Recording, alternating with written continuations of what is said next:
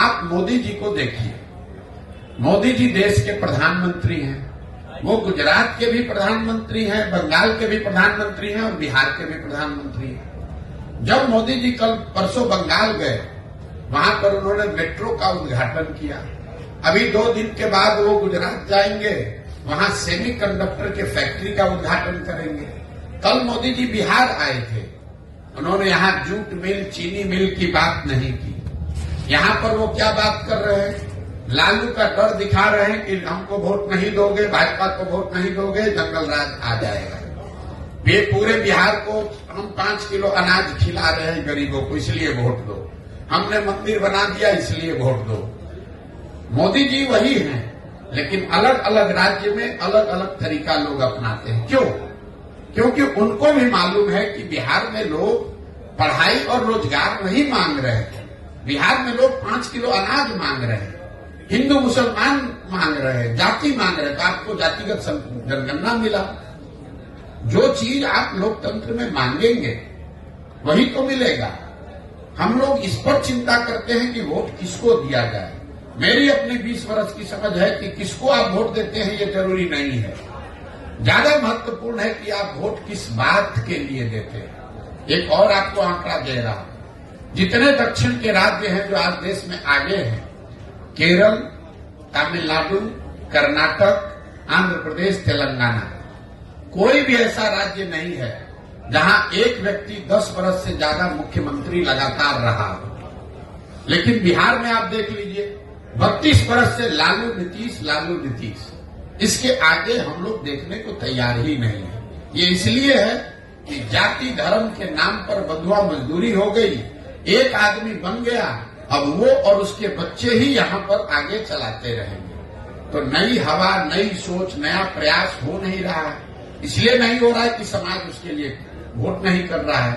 तो जब तक आप समाज में ये सुधार नहीं लाएंगे कि मेरे भाई तुम पाकिस्तान और पुलवामा के लिए वोट दे रहे हो, जबकि तुम्हारे बच्चे जाकर गुजरात में, तमिलनाडु में मजदूरी कर रहे हैं, तो तुम्हारा भला कैसे होगा। जितने मुसलमान समाज के लोग हैं, मैं 18 महीना से पैदल चल रहा हूं, 5000 से ज्यादा गांव में जाने के बाद मैं रोज मंच से कहता हूं कि दलितों के बाद सबसे ज्यादा गरीब, बदहाल, फटेहाल अगर कोई बिहार में है तो वो मुसलमान है। लेकिन 32 साल से मुसलमानों ने लालटेन का साथ नहीं छोड़ा है। इस 32 साल में मुसलमानों ने कभी ये नहीं पूछा लालटेन से कि आप सड़क मंत्री हैं तेजस्वी जी, हमारे गांव में सड़क क्यों नहीं बना। आप ग्रामीण कार्य मंत्री हैं, लेकिन हमारे गांव की नालियों गलियों की दुर्दशा क्यों है। आप स्वास्थ्य मंत्री थे, हमारे बच्चों के लिए अस्पताल, दवा, डॉक्टर क्यों नहीं है। आप शिक्षा मंत्री थे, हमारे बच्चों के लिए पढ़ाई क्यों नहीं है। मुसलमान इन सारे परेशानियों के बावजूद जाकर उसी लालटेन को वोट दे रहा है। यही हाल भाजपा के वोटर का है।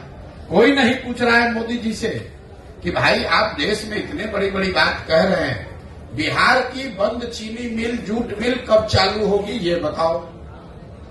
आप बताइए, देश में कौन ऐसा उद्योगपति है जिसको अगर मोदी जी ये कह दे कि तुमको बिहार में जाकर चीनी मिल लगाना है और उसका हिम्मत है कि वो कह दे कि नहीं लगाएंगे।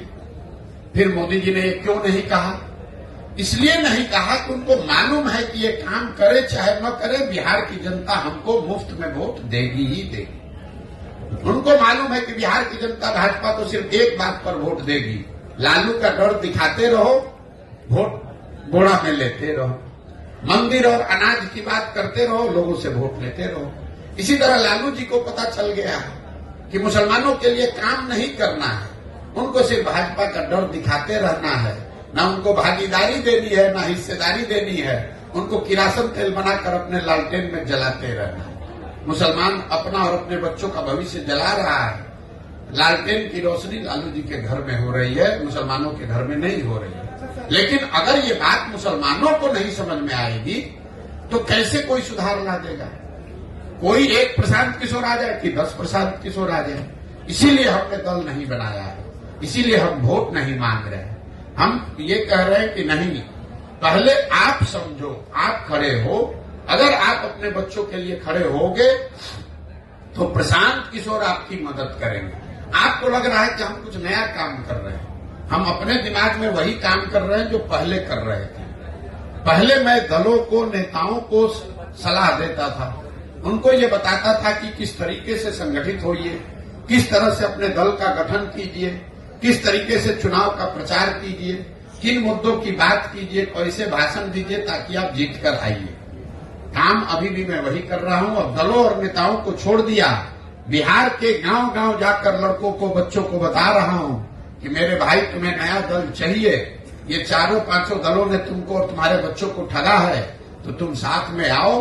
पैसे की, व्यवस्था की, जाति की, चुनाव की चिंता प्रशांत किशोर पर, जनसुराज पर छोड़ दो। तुम साथ में आओ, एक नया दल, नया विकल्प बनाओ ताकि तुम्हारे और तुम्हारे बच्चों का आने वाला भविष्य बेहतर बने। विकल्प के अभाव में किसी की बंधुआ मजदूरी आपको